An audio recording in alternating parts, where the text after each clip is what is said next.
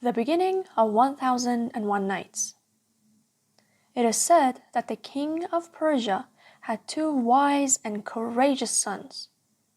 After he passed away, his two sons shared the kingdom and ruled all the lands from Persia to India and China. A few years after their father's death, Shahryar, the eldest son, wished to meet his younger brother, Shah Zaman. Shah Zaman entrusted his kingdom to his vizier, highest official, while he himself headed out of the city with his royal escort and set course for his brother's kingdom. When they set camp for the night, he suddenly remembered that he had forgotten the gift he had prepared for his brother. He returned to the palace only to find his wife asleep in the arms of an African servant. The world went dark before his eyes. He unsheathed his dagger and got rid of them both. He made his way back to the camp and gazed at the starry sky for hours. In the morning, he continued his journey till he arrived at his brother's capital. Shahryar was so excited and started talking about things he had wanted to talk about with his brother for a long time. Yet he couldn't help but notice his brother's weird silence. After a few days, Shah Zaman told his brother that he cannot explain his sadness to him. Shahryar realized it was better for him to go hunting and give Shah Zaman some space. One night, when Shah Zaman was battling his sad thoughts in his brother's huge garden, walking among thick bushes accompanied by the rarest of flowers, he saw the most unsettling scene. His brother's wife stepped into the garden alongside 20 pretty maids and 20 African servants. They all got undressed beside the garden pool and started to make love. "This is so unfortunate," he said. "My misery is nothing compared to that of my poor brother." When Shahryar came back from hunting, Shah Zaman let him know about the incident with his wife and the servant, and then told him what he had seen at the garden pool. Yet Shahryar did not believe him. Shah Zaman suggested to his brother that he should announce that he will go hunting for 10 days and then come back sooner in secret.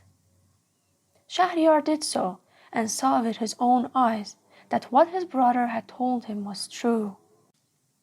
He was struck so badly by shock that he left for the desert at midnight past, Shah Zaman following him. After some time in the desert, they returned to their own kingdoms.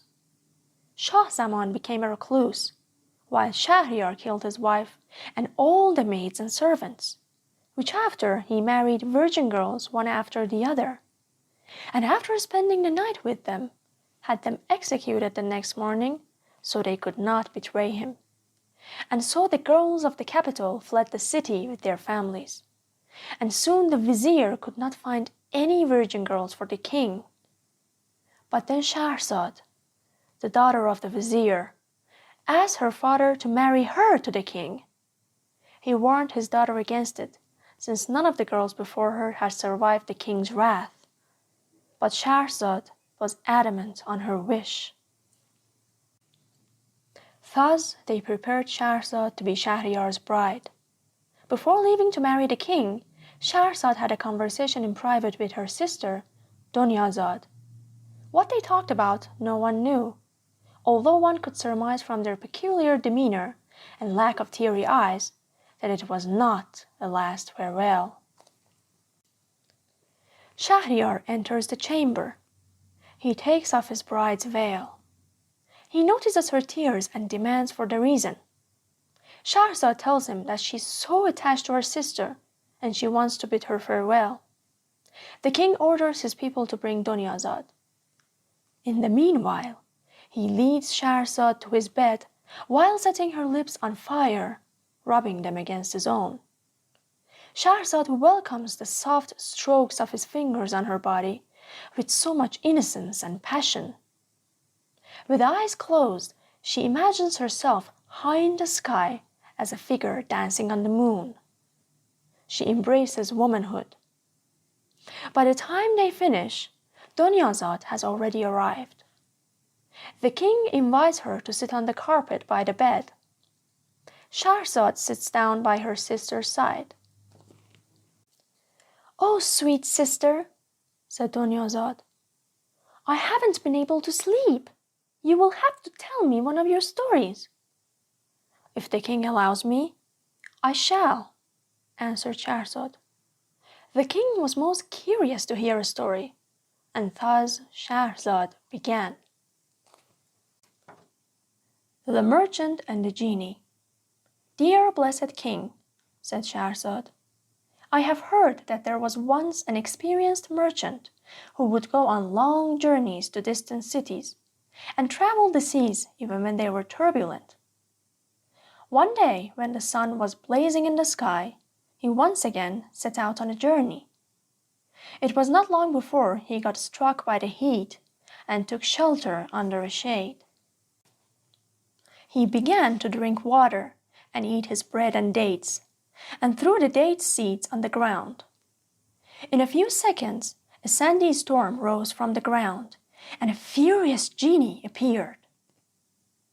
He claimed that one of the seeds landed on his newborn's chest, killing it instantly, and now the merchant has to pay the price by giving his own life. "Oh, great genie," exclaimed the merchant, "I have so much wealth and a few sons. Please give me time to get back home and divide it between them, and I swear I will come back to you in a year." The genie accepted. He went back home and settled the matter of his wealth and told his family and friends about his deal with the genie.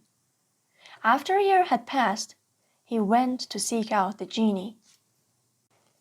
Life seemed more beautiful and meaningful to him.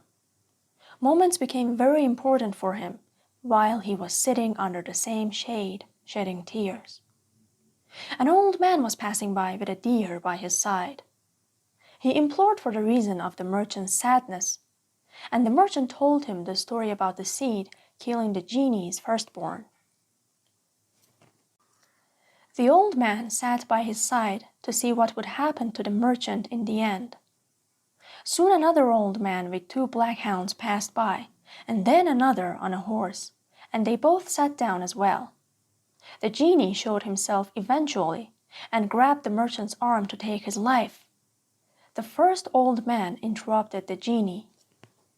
"Oh, great genie, I have a long history with this deer of mine. If you allow me, I shall tell you. If you find it interesting, forgive 1/3 of this man's life." The old man and the deer. "Your Supremacy," said the old man, "this deer was my wife and cousin for 30 years. She was even better looking then than she is now. Alas, she could not have a child. So I married our maid and she gave birth to a son.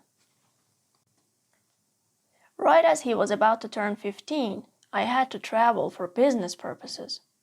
My wife, this deer you see here, had learned witchcraft at a young age, and she turned the maid and my son into a cow and a calf. When I returned from my travel, I asked for them. It was a very dark day, full of sorrow. My wife told me that the maid had died and my son escaped overnight.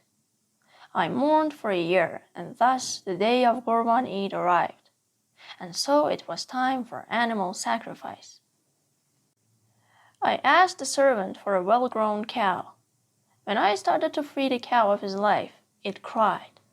I could not go on, so I asked the servant to do so. Then I saw nothing but bones, little meat. After that, I asked for a fat calf. When the calf saw me, it ran to my arms and rolled on the ground. Thus, I let it go and asked for another. The sun was already rising, hence Shahrazad stopped. "What a story, sweet sister!" Dunyazad praised. "If the king allows me to live one more day, I shall tell you the rest of the story." Thus the king let her live one more day. That day everyone, especially the vizier, were waiting for the execution to take place. But Shahryar never gave the order, and Shahrazad lived to see another day. Okay everyone, I hope you enjoyed this video. I will be uploading the rest of the story shortly. See you soon!